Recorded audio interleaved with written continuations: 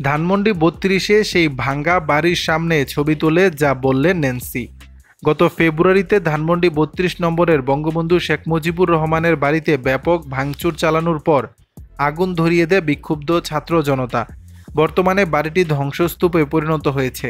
৩২-এর সেই বাড়ি ভাঙ্গার ১ মাস পর সেখানে গিয়ে একটি ছবি তুলেছেন সঙ্গীতশিল্পী নাজমুন মুনিরা ন্যান্সি।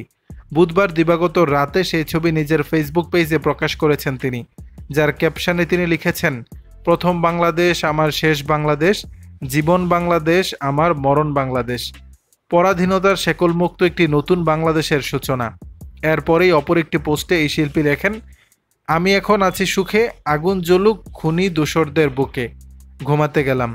সম্প্রতি এক সাক্ষাৎকারে ন্যান্সি বলেছেন, এবারের ঈদটা আমার জন্য অন্যরকম আনন্দ নিয়ে এসেছে, কারণ বাংলাদেশে আমি নতুনভাবে কাজ করতে পারছি, মামলার হয়রানি ছাড়াই চলাফেরা করতে পারছি, তাই এবারের ঈদ আমার জন্য বেশি আনন্দের। এর আগেও একাধিকবার আওয়ামী লীগের প্রতি নিজের ক্ষোভ প্রকাশ করেছেন ন্যান্সি।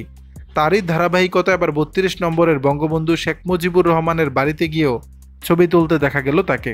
দর্শক, বিষয়টি নিয়ে আপনাদের মতামত জানাবেন নিচের কমেন্ট বক্সে।